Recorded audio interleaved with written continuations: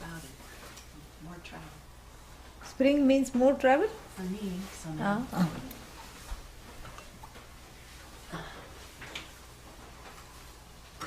Is it cold? No.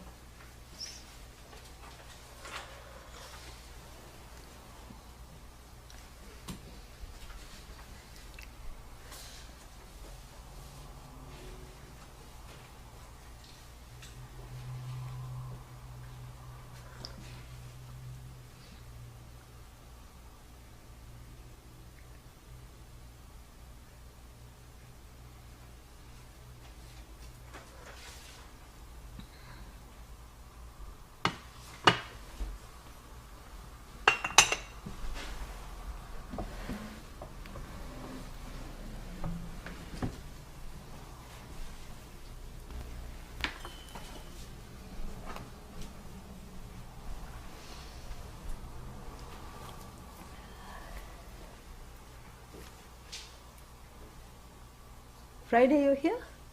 No. There is a surging project. Whenever I'll give it to you today if you are able and willing to do it. But no hurry. Okay, or I can next week when I come back on Sunday. Yeah, no problem. No rush.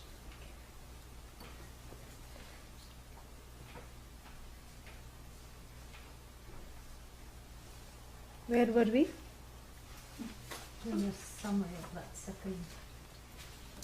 प्राणान् प्रपीड्येह संयुक्तचेष्टः क्षीणे प्राणे नासिकयोच्छ्वसीत. Yes? Yes. Okay. And which one is that? 9. 2:9, I think. And then, let me tell you where we are going afterwards. Yeah, 10. We almost did 10. I had read the 10th one.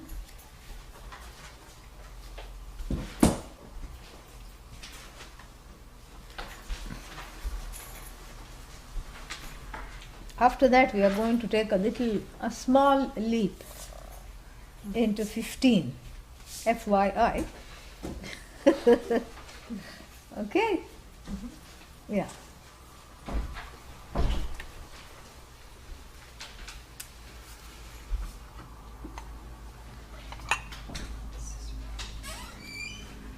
Oh, how are you? Good.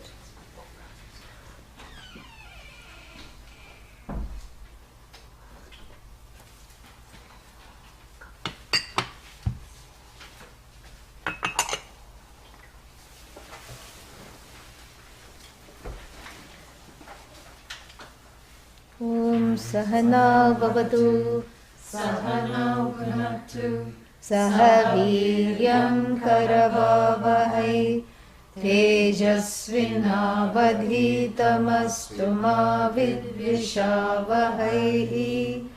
Om Shanti Shanti Shanti. 2:9 and 2:10 we will chant. प्राणान् प्रपीड्येह संयुक्तचेष्टः प्राणान् प्रपीड्येह संयुक्तचेष्टः क्षीणे प्राणे नासिकयोच्छ्वसीत क्षीणे प्राणे नासिकयोच्छ्वसीत दुष्टाश्वयुक्तमिव वाहमेनम् दुष्टाश्वयुक्तमिह वाहमेनम् विद्वान् मनोधारयेत प्रमत्तः विद्वान् मनोधारयेत प्रमत्तः. Pranaan prapidya. So it is giving the whole way of calming the mind down by engaging the breath. That's all this is about. Because if the mind, is like a unbridled horse, a wild horse. That's what Dushtashva means, not bad horse. Horses are not good or bad. Here Dushta doesn't mean bad. Dushta just means wild and unbridled horse. So It's like taming the horse that has never been ridden. You have to break the horse, not literally, but you have to tame the horse. And so the mind also, which hasn't been ridden by the Atma, the witness here, the mind, grazes here, grazes there, and sometimes the things that it grazes on are bitter thoughts, correct? And then it has indigestion, the mind horse. When it goes into another corner and throws that up, and sometimes it throws it up on someone else. And this this is what happens. So the mind is brought to be ridden, conquered, so to speak, by this witness, awareness, which is aham, I. So this I alone am the one who is riding on this unbridled horse in the form of the mind. And so a very simple technique is given, is pranayama. And pranayama can get very artsy. Yeah, you can go like this and catch hold of one nostril, This is called Dravida pranayama. And if you are blessed with short hands, perhaps in American shops there is some kind of an extender to catch hold of the nose. Then you catch hold of that, because we have one asana like this, where you are supposed to say hello to each other. The left hand is supposed to shake the right hand. For many people, the distance is greater than the west coast and the east coast in the back.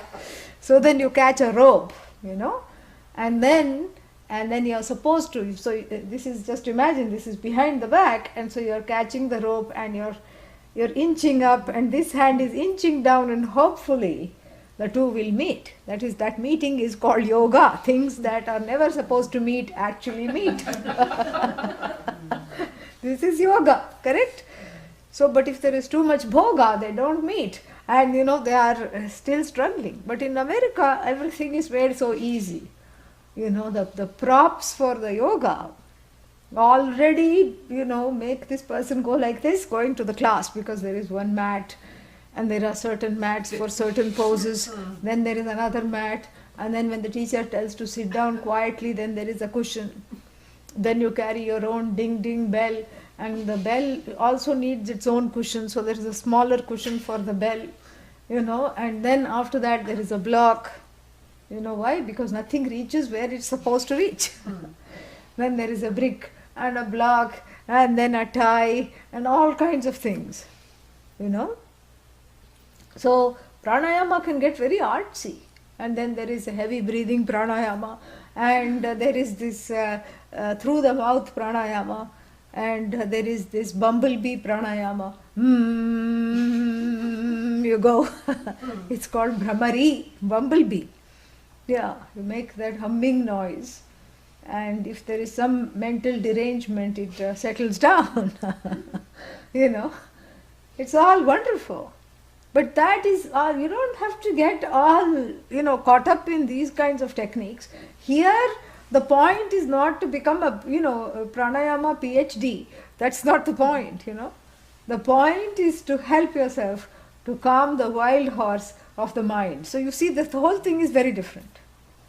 And so here, it's a makeshift pranayama. It's not some kind of a huge, technique and exercise, and you count this and you monitor that, and you have a little hourglass to breathe by, and then you flip it, and then you count how many breaths. All this you need not do. Just simple awareness of breathing. And it is called pida. Pida here doesn't mean distress. Actually, the real meaning of the word pida means distress. Pranan prapidya, and pra plus pida means excessive distress. So, but here there is no distress. Here it's only in the sense of a mild effort in the form of awareness on the breath, to make sure that the inhalation and the exhalation are of more or less equal length. And what is the connection between that and calming of the mind? There is a very important connection. And that connection is very simple, because it is difficult. Why does the mind go astray? We have to see. Why is it difficult to catch hold of the mind, and why does it go astray? The mind goes astray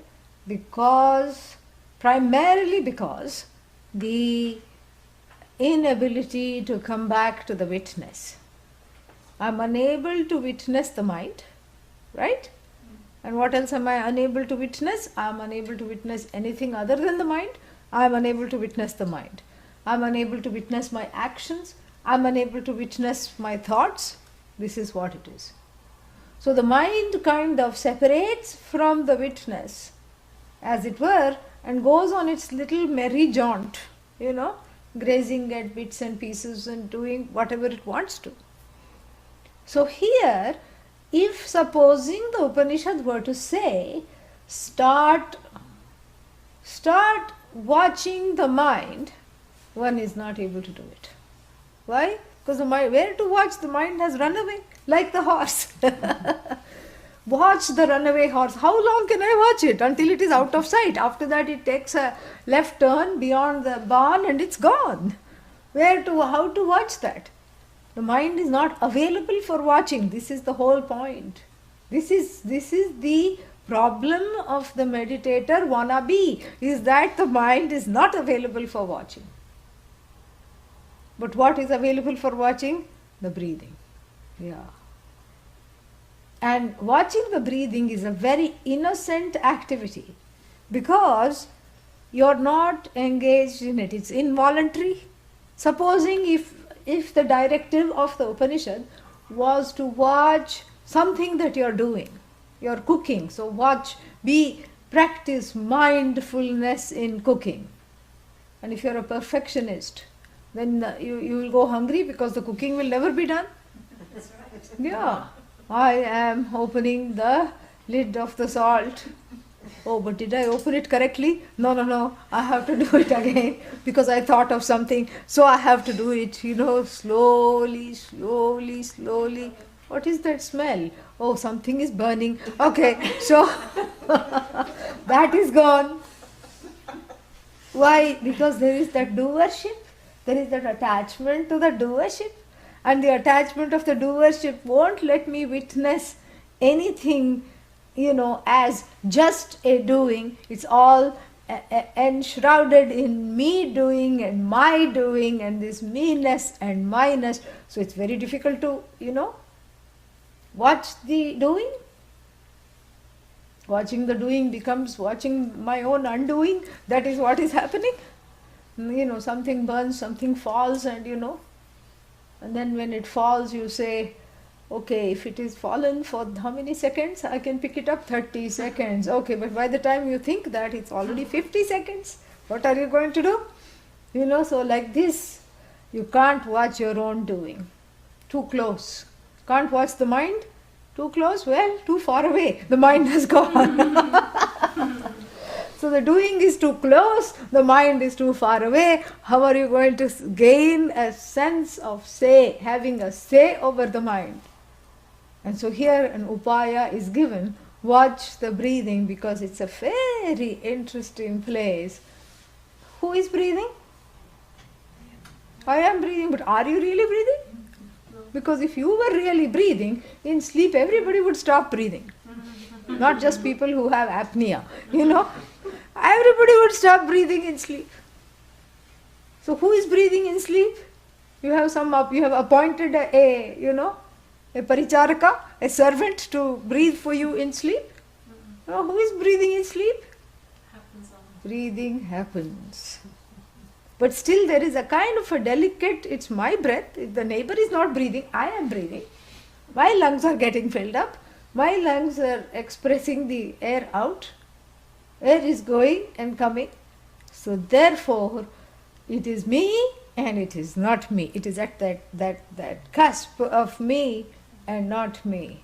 And therefore I can watch it without feeling guilty, without getting into perfectionism, without feeling hurt, without feeling like, oh, I'm not breathing properly. So therefore the Upanishad has this beautiful way, and that's why the mind feels safe enough wherever it has run away to come back. Because You are with yourself when you are with the breath. It is the first step to becoming a yukta, a person who is together. So you just breathe, even now, you can just watch, breathe in, breathe out, and keep watching the breathing, and then you will see that there is a certain calmness that happens. And the runaway mind comes back because you are with yourself, so the mind is also you, so it cannot be away from you, so it comes back. Because there is that slight and safe separation between Kriya Shakti, and the Ichha Shakti. The two Ichha Shakti is to bring the mind under a certain say. The Kriya Shakti is the action. The action has I-ness and not I-ness at the same time. And so you're able to use the breath to bring the mind back. This is what it is talking about. Pranan prapidya. So prapida here means after some effort with the prana. What happens with that? And the person becomes a yukta cheshtaha, sanyukta cheshta. Here samyukta is given. Same thing. Yukta and samyukta are one and the same thing. Samyukta cheshtaha. So the cheshta means restless actions. So you can see this. Even if you take 1 or 2 yoga classes, the amount of use of the body parts decreases and becomes much more deliberate. Really. This is amazing. Otherwise the person is going, even on the road, sometimes we see people going like this, just gesturing to themselves and who knows who else, and talking aloud without understanding that they are talking aloud, thinking aloud. That is because the say over the mind is not there, including the say over the organs of actions. The sense organs is not there. And the word yoga and the whole philosophy of yoga is to be able to bring everything together. Not just body parts that never thought they could meet, but we bring the mind and the body together in meditation. That is the essence of yoga. Because the mind cannot be somewhere else and the body is sitting in meditation. Saint Kabir said so. He said, he composed a lot of couplets. And one couplet says, Mala to karme phire, Mala to karme phire, Jeebh phire muhmahi, Manua to das disi phire, Yah to sumiran nahi. Sumiran means smaranam. Smaran. What is smaranam? Yeah. Dhyanam here, meditation. He says the mala is in the hand. The beads, the rosary is going round and round in the hand. And the tongue is going round and round in the mouth. Either you're saying, Govindaya Namaha, Sri Rama Rama Rama, whatever you're saying, some mantra is going round and round. One more thing is going round and round all over the place, which is that the mind is also going round and round everywhere. He says this is not meditation. This all has to come together.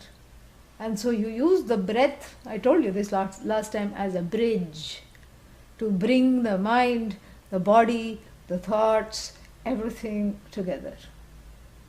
So we don't sit and watch the breath till the cow comes home.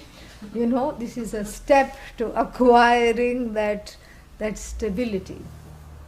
So that one becomes a sanyukta cheshtaha. So that restlessness drops. And the restlessness, why is there restlessness? There is a feeling of incompleteness. Why is there incompleteness? There is a feeling of insecurity and not having achieved everything.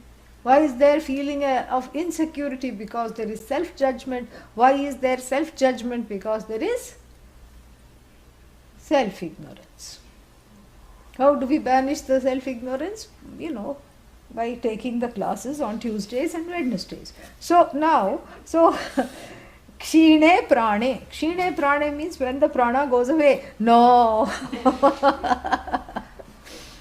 The Upanishad is not trying to scare you. Kshina, kshi, to kshaya means what? To decline. So not when the prana declines. When the prana subsides and becomes restful. Before the person was panting like a dog. And then the person was told to watch the breath. The restlessness stopped. The prana dropped into a nice, lull. And then that is kshine prani, not when the prana drops. Okay, the prana drops from becoming a hyper, pranification. What is hyper pranification? Hyperventilation. So, so this is what the whole idea is. So, sanyukta cheshtaha dushtashvayuktam iva vaham enam. So, vaha means this whole, this whole body, etc. The vaha here also means the mind here, which is in the form of the reins. Vidvan manaha dharayet apramattaha. So there is a faultless control or the management of the mind. This is through the regulation of the breath, the mind is managed enough to be able to not run away from the meditation. So the mind is the main thing that makes a person run away from the meditation. What other things make one run away from the meditation? Let us read further.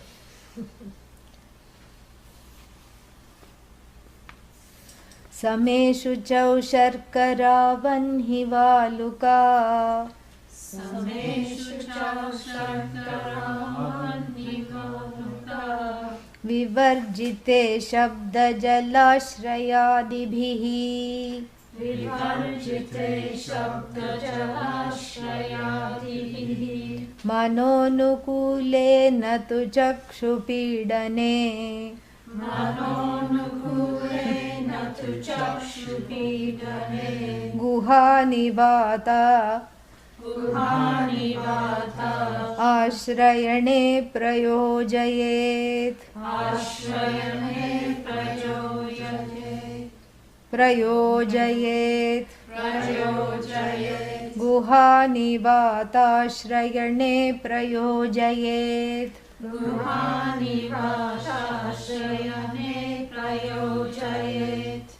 Yeah, so this is, even though we say that all Vedanta is the means of knowledge and all these things, this is some of this is common sense. What is given here is common sense.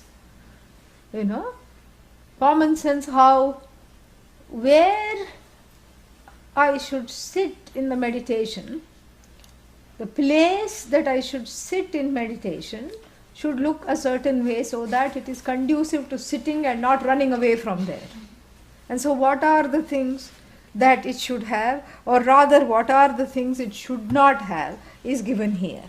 So it says that same means not a wobbly seat. If you go to the edge of a mountain top and sit on a precipice, are you going to be able to meditate? Obviously not. Why? Because you have a kind of a sinking, falling feeling. Yeah. Or you sit on some down pillow, feathered down, big pillow. Then also you have a sinking feeling. You keep trying to sit up only to sink into some kind of a tamasic slumber. From tapas, it's very easy to go to tamas. Yeah, interesting but not interesting slip. So you go into a very tamasic slumber. So then, and also even if you sit, sometimes people like to sit on a plank of wood and meditate, like Lord Ayyappa did. So Ayyappa, one South Indian Bhagavan, a form of Bhagavan highly worshipped in South India, went to a mountain top. Father was a king and there was some problem, like the story of Dhruva, some problem with him not getting the kingdom, and then he renounces everything. He takes it as a way to go and introspect on himself rather than blame the father or his stepbrother or whoever it is, and goes and sits on a tiny, scary looking tiny wooden plank. And of course it's very difficult to balance on it.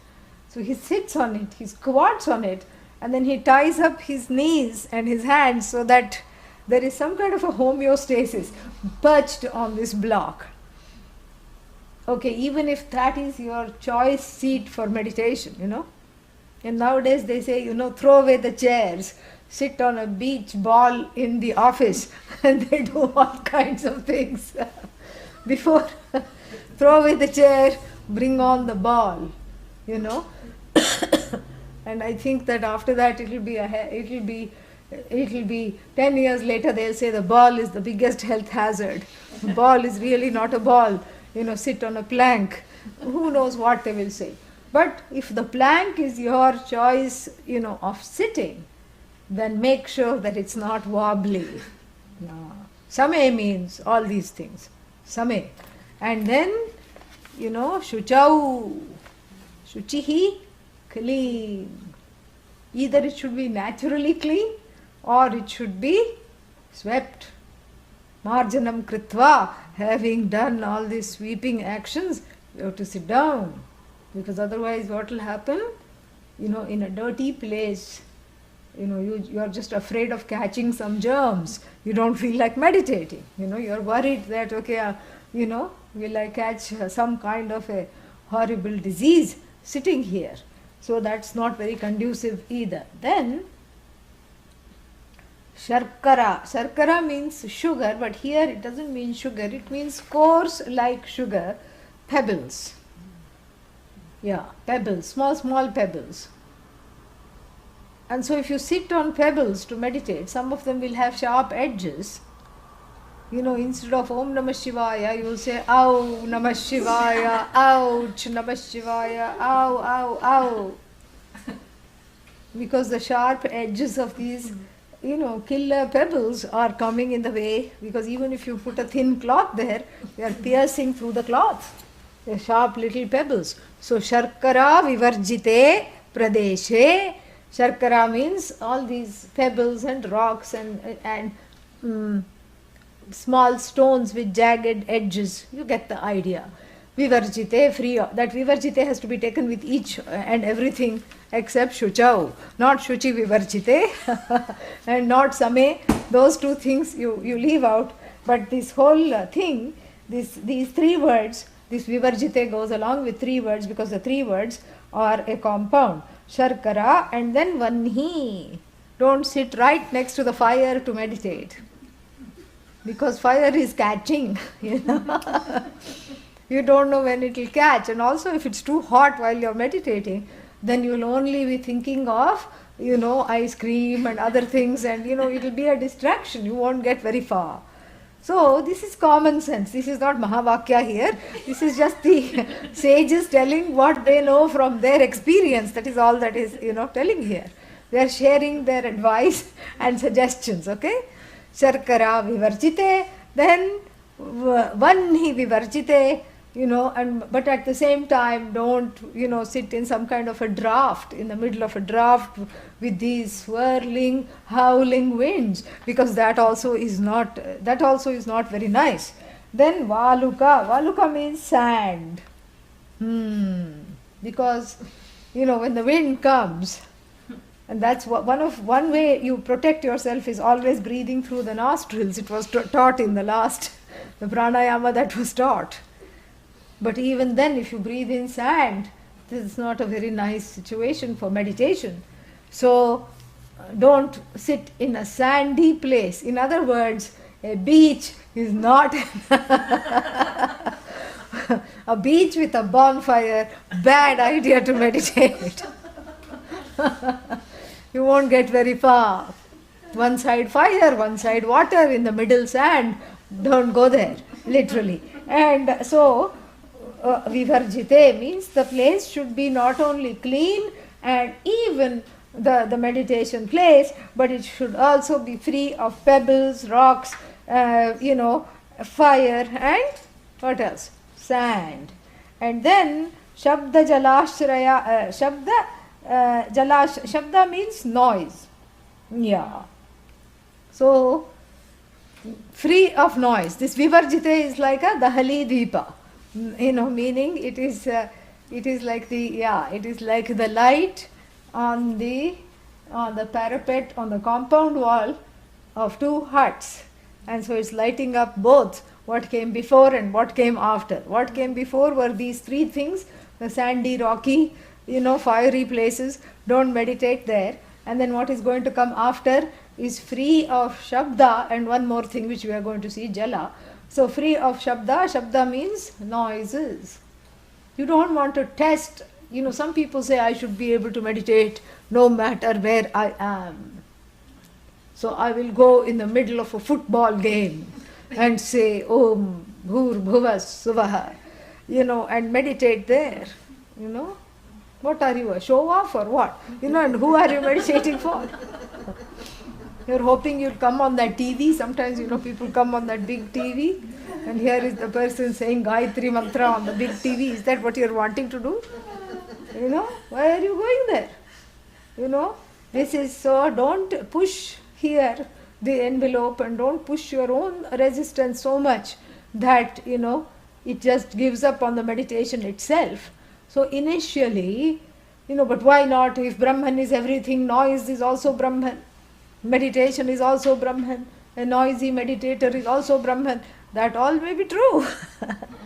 But right now, if you already know that, then do you need to meditate?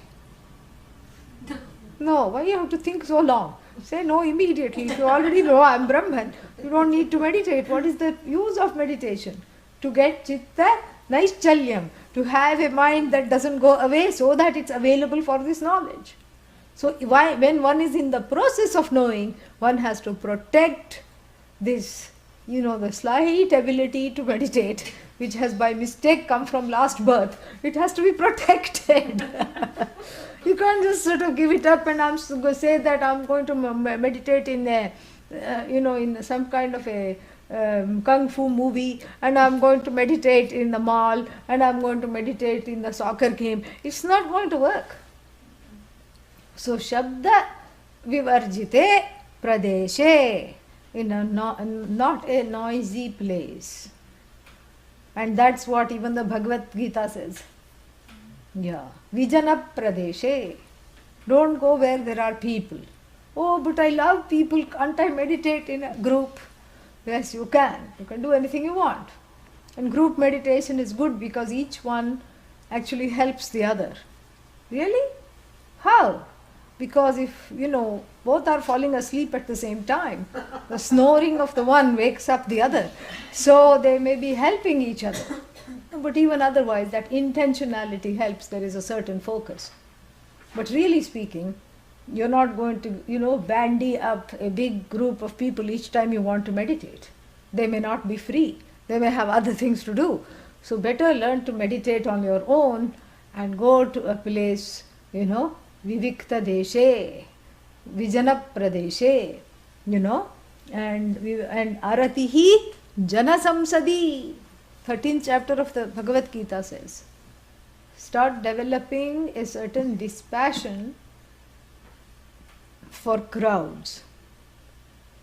Samsad, Samsad in Indian, in Hindi language means parliament. But really, Samsad means a motley crew of people. Now that the elections are on, we can make these kinds of jokes. So this is just, Samsad means just a random assembly. So you have to be away from that. So otherwise, because if you are in a random assembly of people who have diverse goal, one is going to the mall and the other one is going to get makeup and the third one is going to get something else, and they are all talking amongst themselves, and one is, it's like meditating in a fish market where everybody is bargaining for the prices. Then so therefore Vijana Pradeshe, go to a secluded place, and then Jalashrayadi Bhihi, Jalashraya Adi Padat we will see later, Jalashrayadi Bhihi Vivarjite. Don't go to a watering hole to meditate. Jalashraya means like what would be an example? Beach is one example, but a better example in this country is, sometimes when you're driving, you see a sign, such and such hot springs. Even in Oregon there are some, somewhere here only. What is the name of that? Cougar Hot Springs, Belknap Springs. No, starts with H. There is one H somewhere here. Some hot springs are there. Of course, hot also starts with H. but there is one more hot spring. And so when you go to these hot springs and and you say the energy is wonderful, it's so nice, it's on a mountain top and I'm going to sit and meditate, the only problem is 500 other people at the same time have the same idea, not to necessarily to meditate, but they want to they want to sport in the waters, they want to swim, they want to drink the waters, because these hot springs have a large amount of sulfur. It's very good for certain diseases, even if it's not good for certain diseases, if you drink it, you stop complaining, so you feel better. You feel better immediately. We cannot overlook the placebo effect. It is real, it is there. We need these kinds of things. So therefore, just because you had the bright idea, one light bulb went off, and light bulb goes off in the head. I'm going to the hot spring this weekend and I'm going to have non-stop meditation. Unfortunately, everybody also goes at the same time, because it is Labor Day weekend and everybody has holiday and everybody goes there. And then what happens to your meditation? Nothing. You will naturally be disturbed, and this is a public space. So you cannot say that this little square where I have put my asana is my place. Don't, and then here is a restraining order. Don't come within 10 feet of that on all sides. You can't put a little boxing ring there and I'm getting into the ring and you are outside and I'm inside. You can't do that. It's a public place. You don't own it. Nobody owns it. In America, of course, someone owns it and makes money because they charge an entrance fee. But you don't own it. And everybody has equal right, and so therefore you can't make a nuisance of yourself. And so your meditation is already, you have to wrap up the meditation. So therefore don't go to a watering hole. Jalashraya means which is frequented by the people as a pilgrim spot, as a tourist spot. Don't choose such places. And then furthermore, it should be, now we have seen all the things it should not be, and then now it should, again we are going back to what it should be. Manonukule, meaning pleasing to the heart. Yeah. And the two should be taken together. Na chakshu pidane. What's the next word? Chakshu pidane? Yeah. It should not be chakshu pidanam. Chakshu pidana means a sight for sore eyes, literally.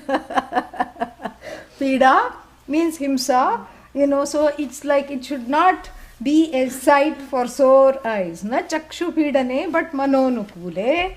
Manonukule means something where the natural beauty of the place perhaps wells up a resonance in the heart, which reminds you to repatriate yourself with yourself, which brings you back to yourself.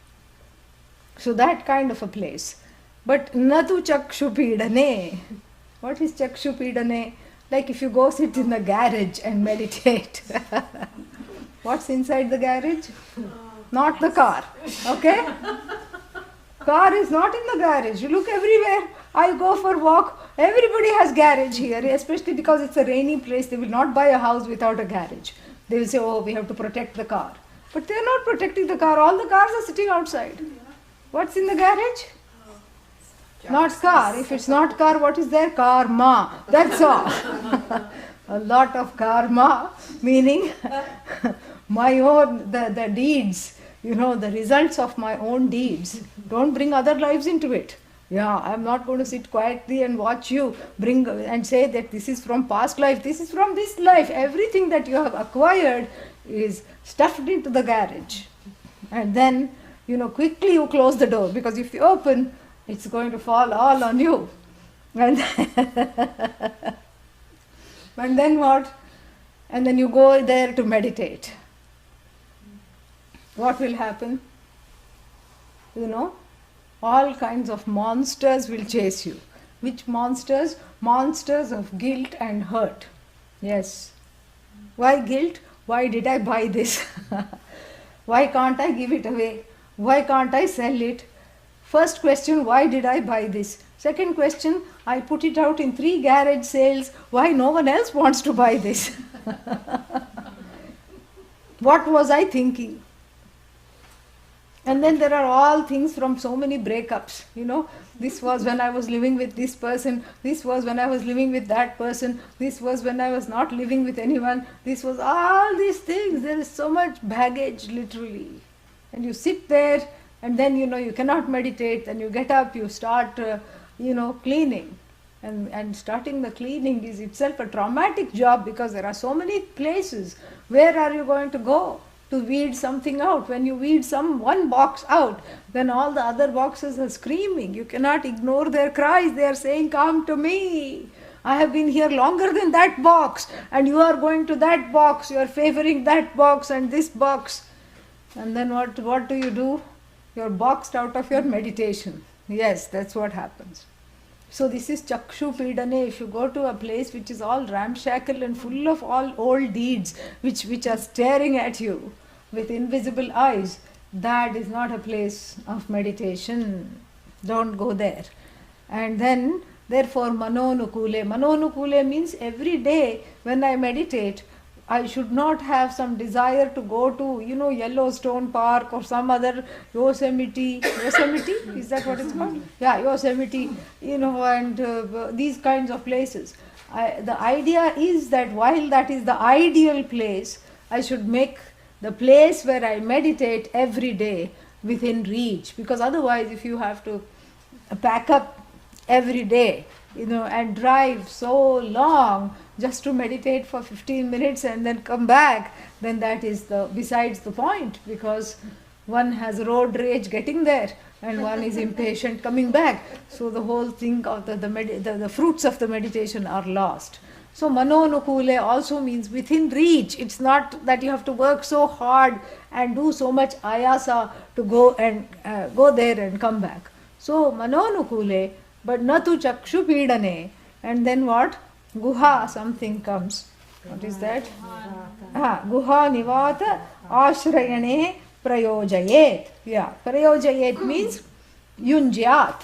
May one unite the mind, with oneself, where, guha nivata, and then they find, the Upanishad concludes here that the best place is to resort to a cave. Yes.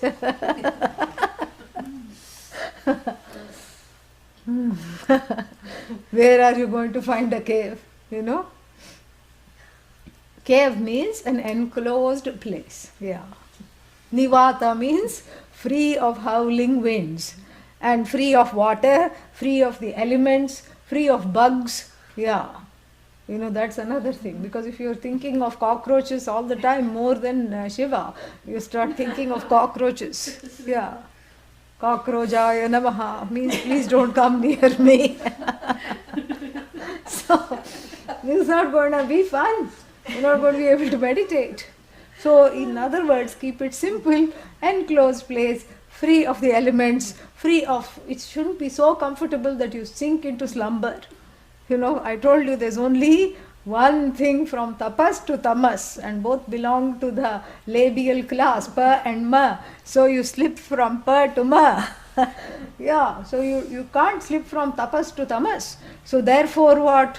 Therefore it should be, because the two, see here, this verse is important because it takes care of the two kinds of distractions in meditation. This I had mentioned in some other class. Who remembers? What are the two kinds of distraction in meditation?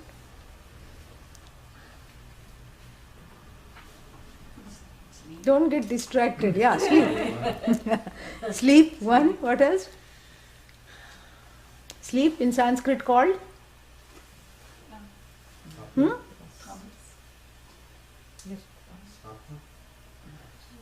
Laya. Sleep. What's the other I already said it. What's the other thing? Distraction, vikshepa. The two kinds of problems in meditation, laya, sleep, and the other one, vikshepa. So this mantra takes care of both those problems in meditation, laya and vikshepa. Vikshepa, distraction. When you think of something else other than that, that's why it should not be a place full of bugs or bugging people or sand or dust or wind. howling wind, and then it should not be near a watering hole, all these things. And then it should also be conducive to pleasing to the eye, pleasing to the mind.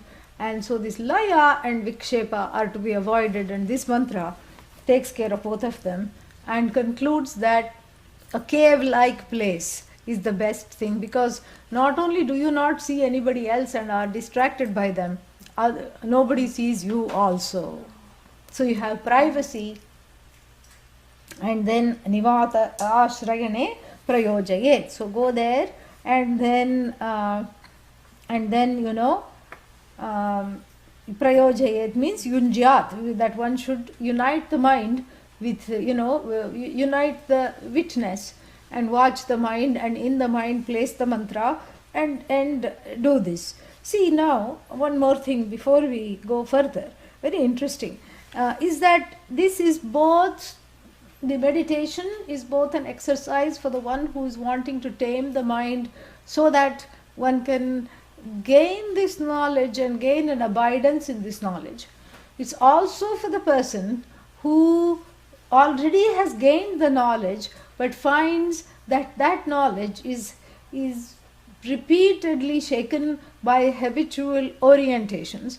And so for that person also, to firm up the knowledge and to overcoming habitual orientation, the meditation that helps to overcome habitual orientations is called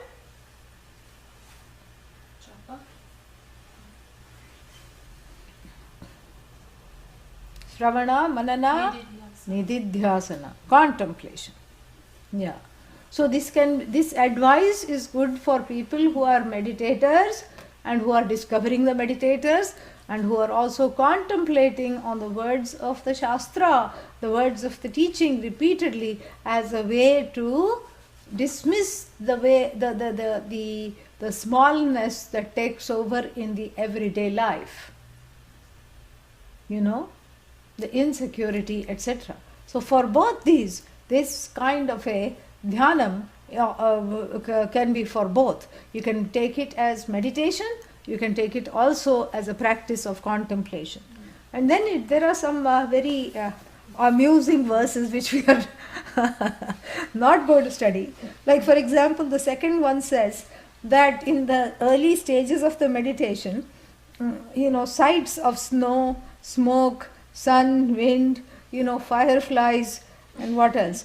Khadyota means that what is that thing that goes? Khadyota. In the summer you see them, light. Fireflies, yes, thank you, fireflies. And then, the crystal and Shashi moon, etani rupani purassarani, brahma bhivyaktani karani yoge. So they are all there. These forms appear, and then the whole point is to ignore anything that you see in meditation. Yeah, that's why we are going to ignore this verse. Moving right along.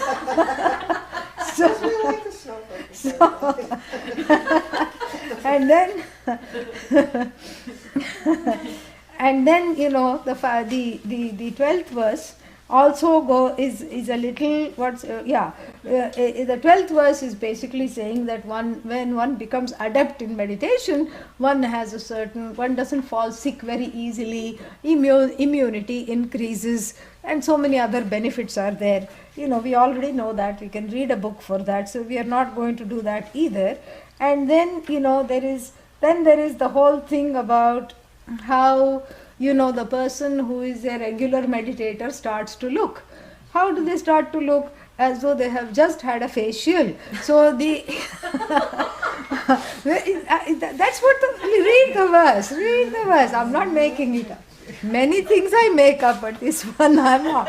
They have a lustrous complexion and their teeth are gleaming without the use of toothpaste. And then, and then what else do they have? Then they have lagutvam arogyam alolupatvam. And then, they don't need to eat or drink. And then, what happens is, and they start to smell very good. I'm not making this up, it says that. Read the translation. and they start to smell very pleasant, and then what else happens, and then so these are the signs of progressing in meditation. So we are going to progress beyond that mantra for obvious reasons, because studying that in detail is not going to do anything except increase a complex, increase some kind of a complex. Oh, have I started to smell good? Not today. Do I look lustrous? Not today. And my teeth are not gleaming. Oh, I must be doing something wrong. This is just to give some hope to the meditator. This is just to say that, people who are meditating, they are free of stress. And if you are free of stress, naturally, the chemical composition of the body, can change, but need not change, but it could change. It's just a possibility. So the chemical composition of the body changes, and the person is relaxed, is not always, tied up in knots.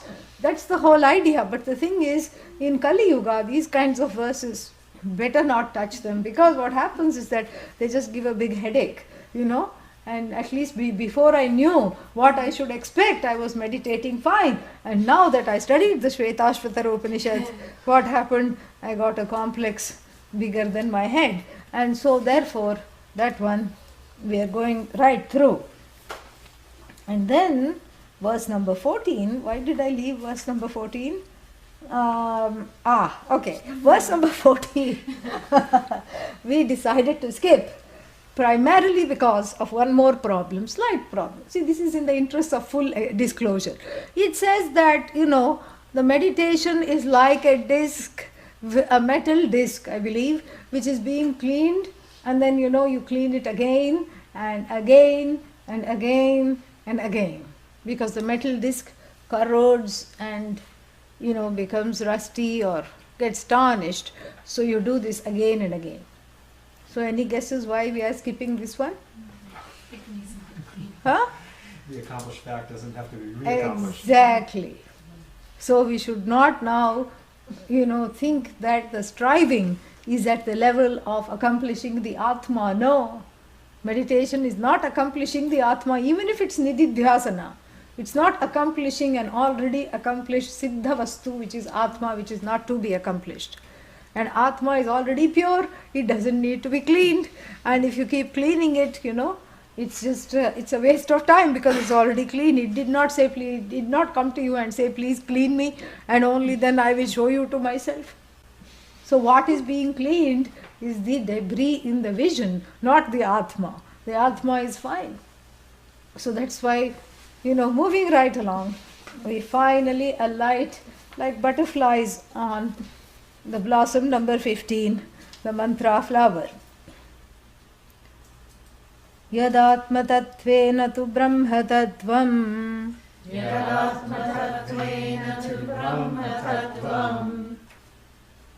Oh, correct, 15. Yadatma tattvena tu brahma tattvam. Deepopameneha yuktah prapashyet.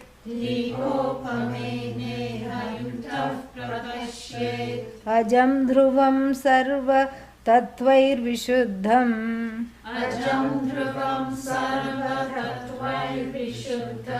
Jnatva devam muchyate sarva papaihi.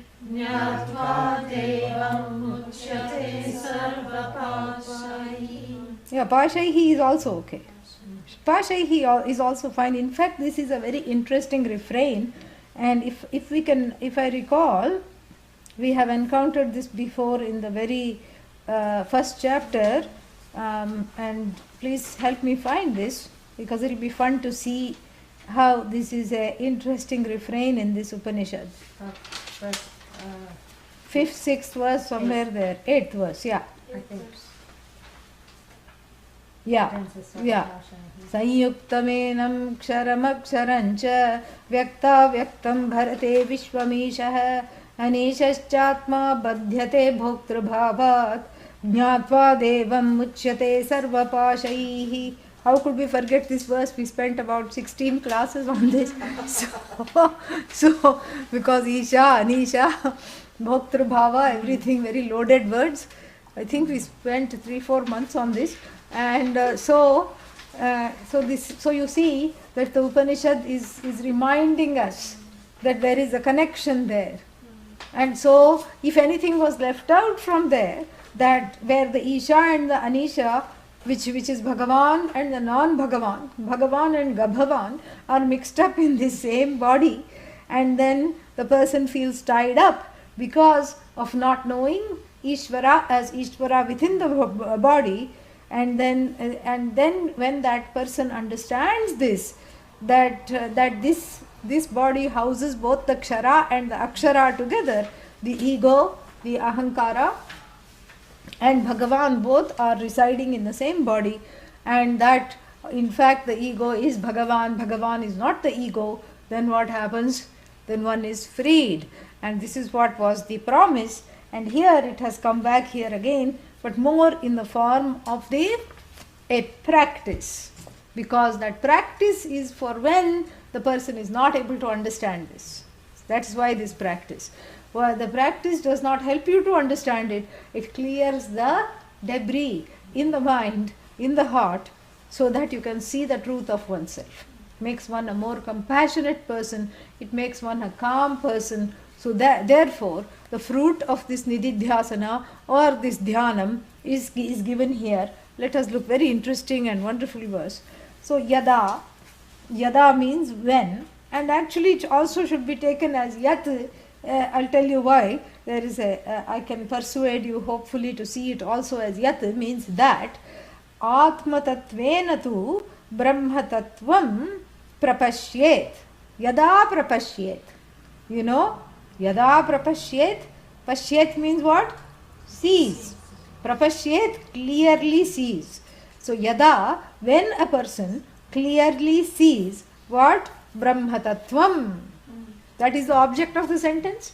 So, when prapashyet, you know, whoever, yaha kaha prapashyet, and who prapashyet?